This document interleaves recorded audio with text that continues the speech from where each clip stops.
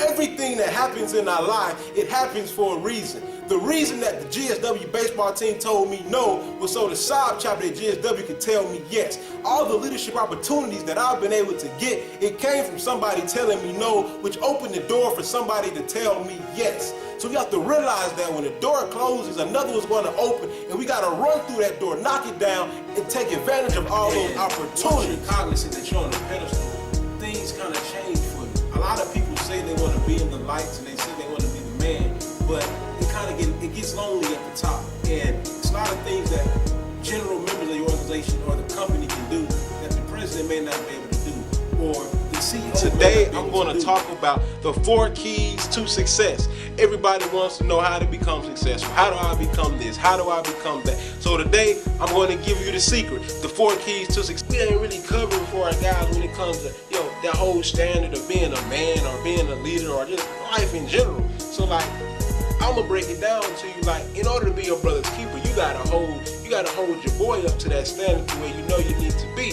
Whether it's in school and he not doing his work like he's supposed to be, you gotta be like, bro, we came here to get this degree, and you not working like you're trying to get that. Or when we at the job, we came to the job to do this, but you're not doing that. So I'm gonna need you to get on the good foot. Let's go now. So no one else can control your life later. Because we take those things, we get our social security numbers in order. Now, you don't have to worry about them trying to take us to prison when they control our life. They control us when we go to sleep, when we go outside and hoop, when we go to the bathroom. So if we take our life and control it now, we don't have to worry about it. And the ultimatum again is control your life now. We have been successful since day one. Success has been in us since the day we was born. Greatness has been in us since the day we was born. The reason we have not seen that greatness, the reason that success has not shown is because we are too lazy. We're not going after what will make us successful. We're just waiting for someone to hand us this and hand us that, so then we can sit on the throne and say we're successful. But I'm here to tell you that it doesn't work like that. The first key to success that I'm going to tell you guys about today is definitely humility. Humility's played a big part in my life. I've learned it as a little boy. I learned it as a teenager. I learned it in college, and I'm continuing to learn it now. What you must understand, in order to be successful, you're going to have to be humble, because with success is going to come people that's going to follow. It's going to become people that become your fans. It's going to be people that are going to become your groupies, people that's going to want to see you fail, people that's going to want to see you profit. Everybody out there knows what the definition of accountability is. And if you don't, here it is. Basically, accountability, all it is the willingness to be responsible for one's actions. And as a leader, you got to understand, that's all it's about. We got to be willing to be held responsible for the actions of ourselves and also the actions of our businesses or our corporations. Because us as leaders, everybody's looking at us. Everybody's looking at us. And what I realized is, as leaders, nobody has a problem standing in the forefront when things are going good. The problem is when things go bad, they want to push others there.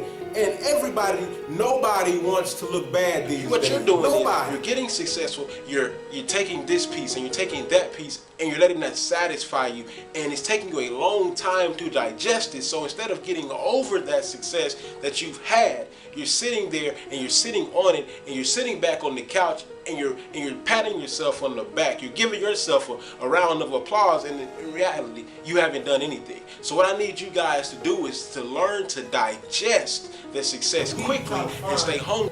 Security with these things with social media, or what our homeboys say, makes us the man. And what I realized is these numbers, these should not be the reason why we feel secure in our society. Just because we have 26 pairs of J's, all those follows, all those likes, how is that going to help us be successful in life?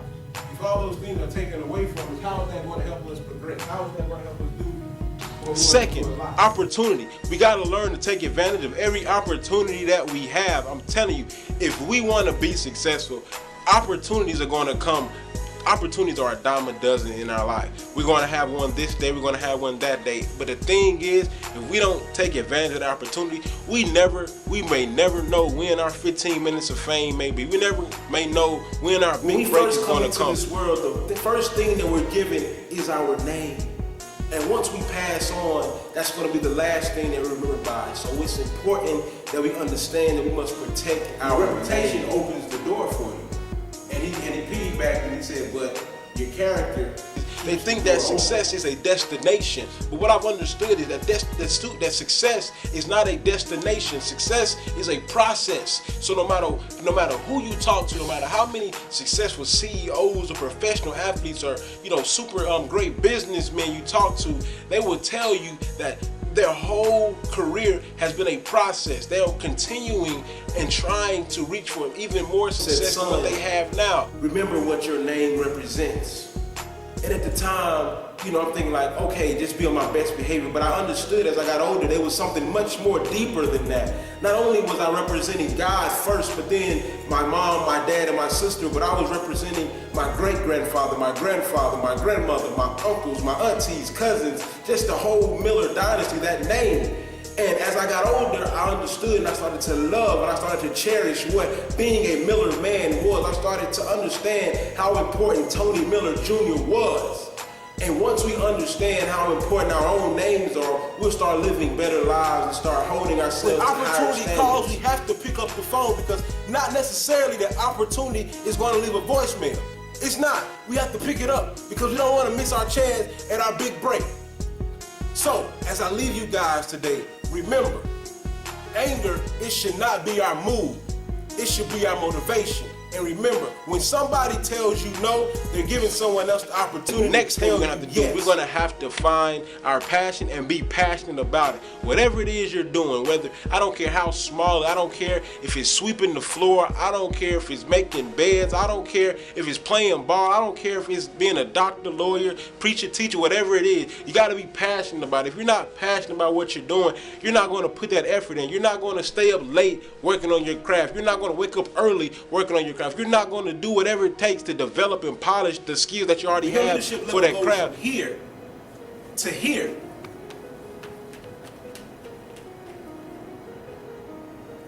Then you have to reevaluate your leadership style. See what you're doing that can help others go that way. Because like I said earlier, when you fall off that pedestal, it's going to hurt you because you're going to be upset. You're going to be sad because you let this person down or you let that person down. But more importantly, it's going to hurt the people that place you there. GPAs don't meet the minimum requirements. We have the charisma. We have everything to make this happen.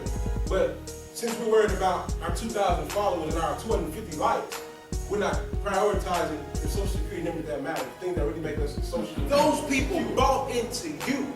They bought into you. They're trusting you with their lives. And unlike the material things that we buy, you cannot get a receipt for somebody's life. So when somebody trusts you with their life, you can't say, oh, I'm sorry, I need a refund, I apologize. It doesn't work like that. So you have to be cognizant of how important being at the top of the leadership pedestal is. I really take think that this, serious. like that's our boy. But when it comes to like serious business, like we scared to check him because we don't know how he gonna react, or we don't want to feel like, I ain't his daddy, that's just my boy or whatever. But if we really gonna say we're our brother's keeper, we gotta be able to come to them and be like, bro, you really tripping. You gotta get it straight. You gotta come to get this together so we can get to it. Don't let anybody tell you you're not successful because you didn't do this or you didn't do that. Don't let your failures, don't let your shortcomings dismay you from thinking that you can be successful, because you can still become successful. Those failures, those shortcomings, those mishaps, all of those are things, all of those are a part of the process of you becoming the successful person that you want to become. They can't stop us. So if you have a 2.5 or higher, or you meet whatever the GPA requirement is, you're fine. They can't touch you. And I told my guys, I had my GPA was higher than 3.0. And I said, whether they like me or not, and me doing what I was doing, they couldn't touch me because my social security numbers, they were secure. They couldn't, as long as I was doing the right thing, they couldn't touch me. They couldn't get me out of the way. They couldn't do anything with me because I had my 2.5 or above, or I had my 2.75 or above. I had picked my VP exec board, which was my two best friends, because I knew their social security numbers. I was about 4 or 5 years old, and when he came to me, we just having a conversation, and he said, son, whatever you see me do, you can do it too.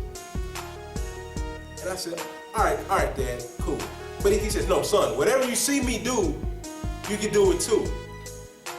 I'm 4 or 5 years old. I'm not really understanding too much what he's talking about. I'm like, all right, Dad, let's go outside, throw the baseball, come on, work on my game a little bit. Despite how much it's going to sting that person we're going to tell them that because we love them. So we got to tell them, listen, I need you to bring it just a little bit higher, because this is what we expect out of each other, or this is what I expect out of you. So if we're gonna really do this thing and attack this thing called life and, you know, try to be successful, I need my brother to be there to pick me up and do it. And lastly, excellence. You gotta always strive for excellence. Excellence, I'm not telling you to be perfect, but whatever it is, you gotta be the best at it, do the best that you can do. Yourself, and then from this day forward, really become your brother's keeper, so y'all can rise together to the level of success, leadership, job, whatever it is, together. Hold each other to that standard of excellence. Don't be afraid, because that's why y'all there. Y'all there together to make it. Some successful black men. He doesn't count.